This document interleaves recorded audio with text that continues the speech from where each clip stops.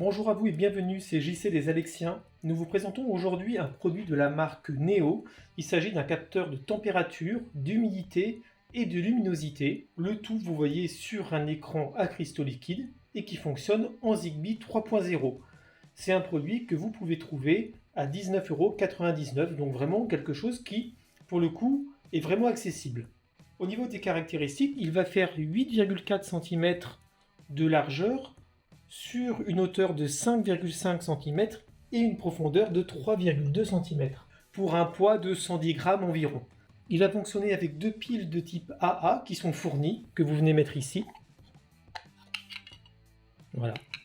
Donc avec le système pour les enlever facilement, donc plutôt bien vu. Et vous voyez que le fait de l'avoir bougé fait que le capteur de luminosité a changé un petit peu, parce qu'il est situé, comme vous vous en doutez, sur le dessus. Il affiche les informations en degrés Celsius ou en Fahrenheit. Pour l'humidité, bon bah là pour le coup, ça reste du pourcentage d'humidité relatif. Et la luminosité s'affiche, elle, en luxe, sur une plage comprise entre 0 et 157 000. Donc ce qui est vraiment pas mal, 157 000, en gros c'est dehors en plein soleil sur la plage, quoi. Au niveau de la plage de température, on va de moins 10 à 60 degrés. Et pour l'humidité, de 0 à 100%. Et vous avez ici la réception du signal Zigbee. Donc comme je vous l'ai dit, c'est un Zigbee 3.0, mais qui va fonctionner avec une passerelle Tuya ou SmartLife. On a fait des essais avec JDOM et Alexa, on en reparlera également. Ce que vous ne voyez pas ici, c'est qu'il y a également, juste à cet endroit-là, une LED blanche en fait, qui va venir clignoter quand vous le mettez en mode appairage. Parce que le mode appairage, ça se fait en venant appuyer sur le bouton Reset que vous avez ici. Donc vous appuyez quelques secondes, le signal Wi-Fi ou Zigbee comme vous voulez va disparaître, il n'y aura que le petit point et ça veut dire que là il est en mode appairage et la luminosité et la LED va clignoter jusqu'à ce que le réseau soit attrapé. Une fois qu'il est accroché, elle s'éteint. Donc ça vous dit qu'en fait il a bien été reconnu, vous n'avez plus qu'à attendre que l'application fasse son office. Donc justement, on va passer à l'installation via une passerelle SmartLife. C'est une passerelle Zemi Smart, mais ça fonctionne également avec les autres. Donc sous SmartLife Tuya, vous allez sur votre hub Zigbee et vous mettez le module en mode appairage, comme on l'a vu tout à l'heure, en appuyant sur le bouton Reset. Et vous voyez que là, sans vitesse normale, il apparaît tout de suite. Donc vous allez pouvoir lui donner un nom. Si vous avez déjà l'application, la skill qui est activée sur Alexa, vous voyez qui remonte directement. Donc vous lui donnez le nom que vous souhaitez, parce que pour pouvoir l'appeler ensuite à la voix avec les assistants vocaux. Et voilà, c'est franchement très très simple. En entrant sur le module en tant que tel, vous avez déjà la température, l'humidité et également la luminosité. Bon là il y a 0 parce qu'il était dans le noir. Et en allant dans les paramètres, vous pouvez venir choisir un certain nombre d'informations intéressantes. Vous voyez, vous pouvez venir gérer ce qu'on appelle le buzzer switch. Alors, clairement, je n'ai pas trop vu à quoi ça servait, mais vous pouvez également venir déterminer des températures basses, températures hautes, en fait des plages de température, et si vous êtes en dessus ou en dessous, vous allez pouvoir activer des alertes que vous recevrez par un pop-up en fait directement sur l'application, parce que la partie SMS et phone call c'est payant. Vous voyez qu'après quelques temps d'utilisation, les courbes commencent à être un peu plus intéressantes. Là, la luminosité est aussi un peu plus intéressante également, comme vous voyez, elle est à 68. Et vous avez également là les courbes température, humidité. Vous avez sur la journée, le mois, l'année, et cela pour les 3 paramètres. Donc plutôt pas mal sur le principe, et vous pouvez les extraire. On va voir ça juste ensuite, voilà. Il faut votre adresse email et vous le recevez. Vous pouvez également faire des scénarios, et vous voyez que dans les scénarios, donc vous allez choisir votre thermomètre, et là vous voyez, tout ça, ça peut entrer dans les scénarios, c'est-à-dire la température, mais également l'humidité, mais également une humidité haute, une humidité basse, ou la luminosité, vous voyez, qui va, alors là, pour le coup, ça dépasse largement ce que peut faire l'appareil, mais vous pouvez déterminer une certaine luminosité, et ensuite, aller chercher, par exemple, un périphérique, en exécuter, et par exemple un volet, et lui dire de l'ouvrir ou de le fermer. Donc vous voyez que c'est quand même relativement simple. Et puis les scénarios vont aussi remonter bien entendu sous Alexa et vous voyez justement que quand vous allez sous l'application, vous avez l'humidité qui apparaît ainsi que la charge de la pile. Donc c'est très rare ça, en général l'humidité ne remonte pas. Par contre pour tout ce qui est température, etc., ça sera à la voix, etc., que la température, l'humidité ne sera que sur l'application.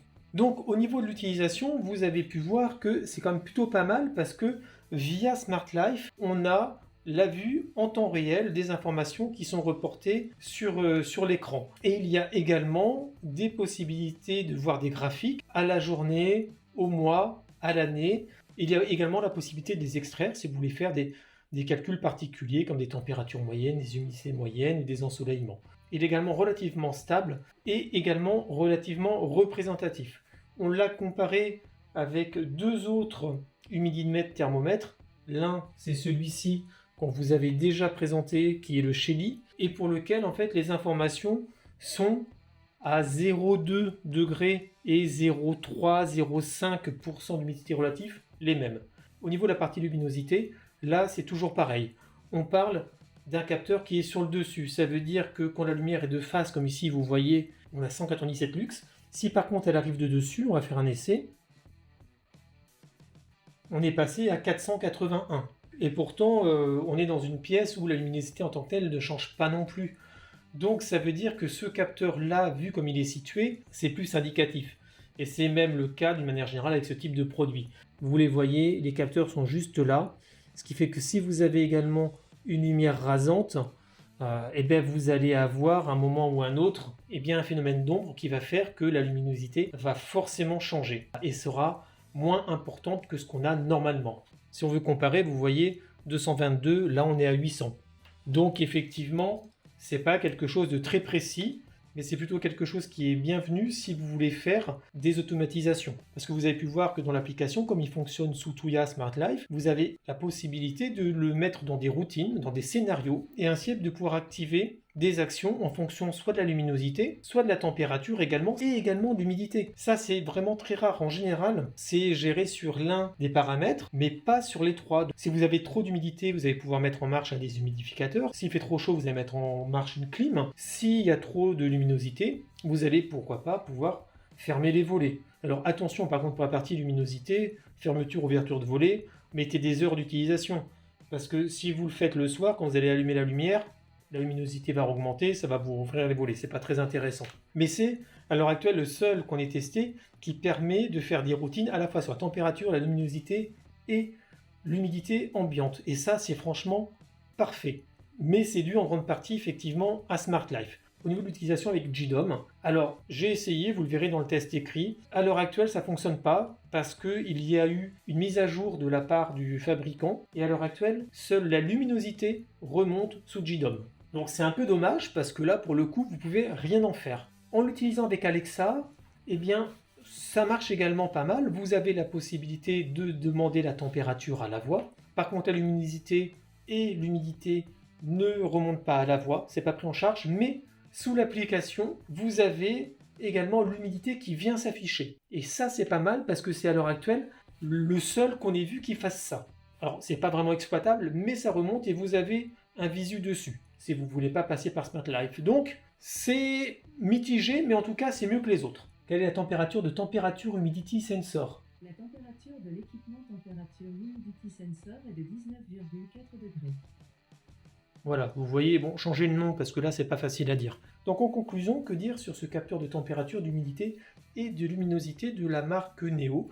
Eh bien, écoutez, c'est un produit qui est franchement plutôt pas mal. Il va s'adresser à l'heure actuelle plutôt aux personnes qui n'utilisent exclusivement que le Zigbee via Tuya Smart Life parce que, comme on l'a vu, et ça c'est dommage, la remontée sous JDOM ne se fait pas. Ça veut dire que vous ne pouvez pas encore l'avoir vraiment dans votre domotique intégrée. Bon, c'est une histoire de mise à jour. Espérons qu'avec le temps, soit le fabricant arrive à bidouiller tout ça, soit quelqu'un trouve une solution. Pour les personnes qui aiment la domotique mais de façon un peu plus soft, un peu plus simple, avec une passerelle Zigbee, aucun problème, ça fonctionne très bien à condition qu'elle soit connectée à Tuya Smart Life. Et là, vous allez avoir vos historiques, vos courbes, etc. Franchement impeccable. D'autant que vous avez également des systèmes d'alerte si jamais la température est trop basse, trop haute, idem pour l'humidité, que vous pouvez régler via l'application. Donc ça, c'est franchement quelque chose qui est bien vu. Et donc il est donc au final relativement simple hein, dans l'utilisation, à la fois via l'application, mais également, là vous voyez, il n'y a que deux boutons. Un bouton pour changer l'unité, un bouton pour l'appairer. Et puis voilà, il est très lisible. Effectivement, la partie luminosité, c'est plus indicatif, parce que comme on l'a vu, c'est pas précis. Cependant, c'est suffisant pour mettre en place des routines. Par contre, ce qui est très bien, c'est que vous allez pouvoir faire également des routines ou des scénarios en fonction de l'humidité et de la température. Et ça, c'est parfait. Donc pour le prix, 19,99 €, c'est un excellent rapport qualité-prix et clairement le meilleur capteur de ce type que nous ayons testé. J'espère que ce test vous a plu. N'hésitez pas à vous abonner à notre chaîne YouTube et à liker cette vidéo, ça fait toujours plaisir. Et vous pouvez retrouver les tests plus complets de ce produit sur notre site internet www.lesalexiens.fr. A bientôt.